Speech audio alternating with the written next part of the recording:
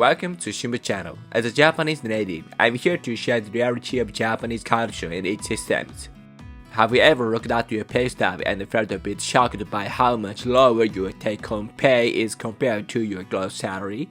Today, I'm going to unmask the mystery behind those deductions and explain the social system supporting them in Japan, all while sharing some of my personal experiences.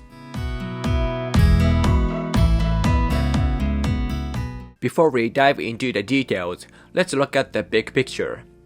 In Japan, a salaried worker's paycheck is hit by two major woes: social insurance and taxes. Generally, for a single person with an average income, about 20% of your gross pay is automatically deducted. This means if your salary is 4 million yen, you actually only see about 3.2 million yen in your bank account.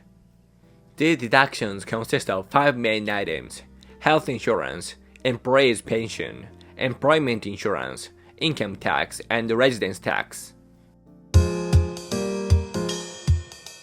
If you are 40 or older, a sixth item called nothing carrying insurance is added.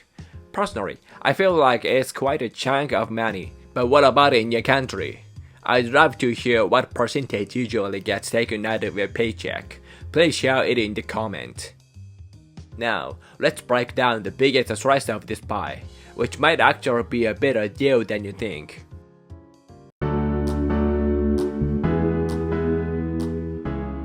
The biggest slice of those deductions usually goes to social insurance as Shakai Hoken.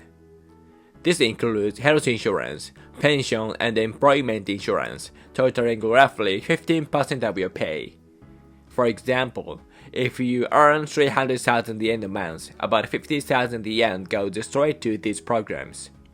It's definitely not cheap, but the idea is that the current working generation supports society as a whole, providing a safety net for illness, injury, and retirement. Japan's healthcare system is actually quite generous.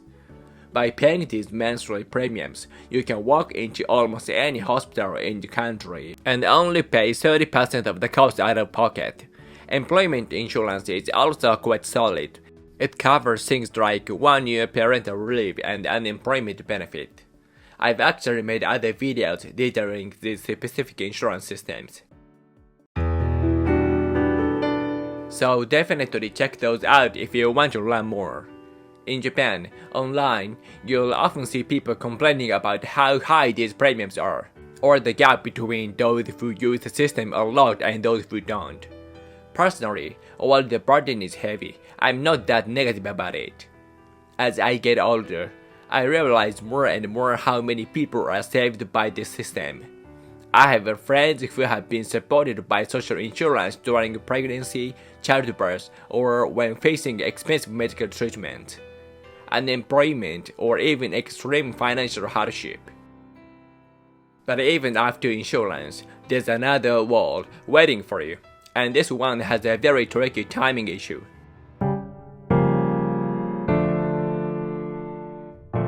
After social insurance, the next big burden is taxes. There are two main types: income tax and residence tax, and they work very differently.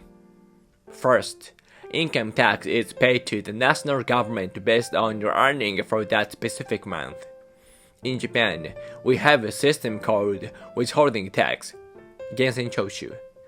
Your company calculates the tax for you and deducted it from your paycheck. On top of that, at the end of the year, they do a year-end tax adjustment, nenmatsu chosei, where they recalculate everything to settle any overpayments or shortages. This is great because it saves you the hassle of filing your own tax return, but the downside is that it's easy to lose track of exactly how much tax you're actually paying. Then there's residence tax, juminzei. Unlike income tax, this goes to your local city or prefecture. The tricky part is that residence tax is based on your previous year's income. This means most people don't pay it in their first year of working. However, in June of your second year, the bill suddenly start arriving, often tens of thousands of yen a month. When I was a fresh graduate, I remember getting a raise in my second year, but because the residence tax started kicking in, my actual take-home pay was lower than my first year. That was quite a reality check for me. Is an automatic tax deduction system common in your country? Or do you usually have to calculate and file everything yourself every year? I'm curious to know how it works elsewhere. Now, it feels like we've only talked about losing money so far, so let's pivot to something much more positive, the plus side of your paycheck.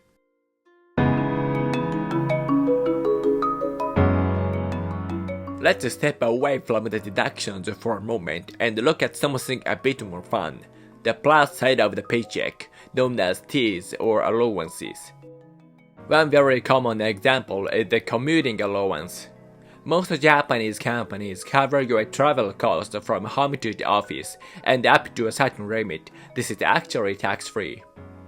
Some companies also offer dependency allowances for those supporting a family, housing allowance to help with rent, or even company-owned dormitories where employees can live for very low prices.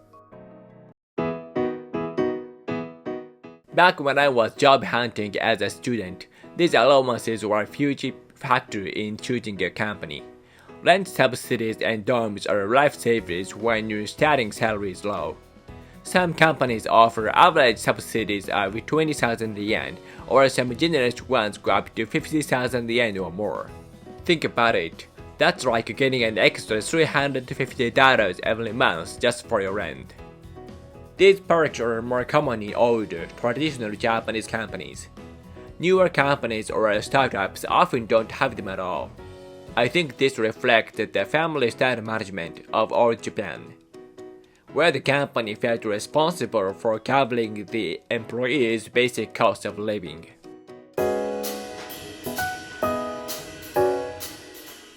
There is one specific item that suddenly appears on your pay stub once you turn 40, nursing care insurance, Shakai Hoken.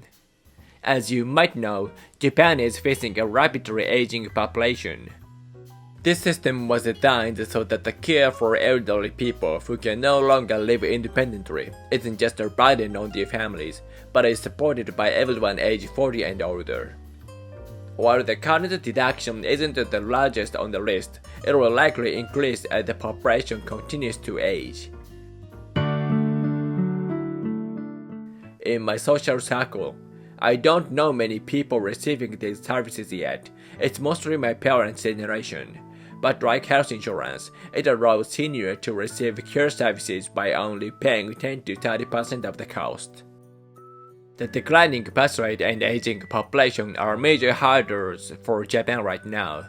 Balancing child care support with elder care is one of the biggest challenges our society is trying to solve. How is elderly care handled in your country? Is it mostly a family responsibility, or did the government take the lead? So, what did you think? Today, we pulled back the curtain on the social systems hidden inside the Japanese paycheck.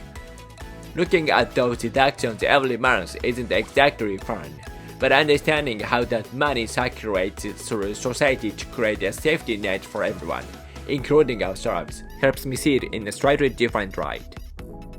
I hope that by looking beyond the take-home number and seeing the connection to society, you've gained a clear picture of what it's like to live and work in Japan.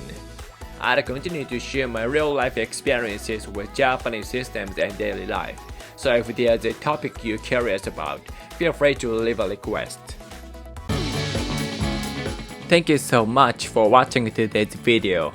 If you have any questions, or if you'd like to share your own experiences, please feel free to leave a comment below.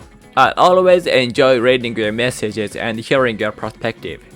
Your feedback really helps me improve, not just with my videos, but with my English too. See you next time.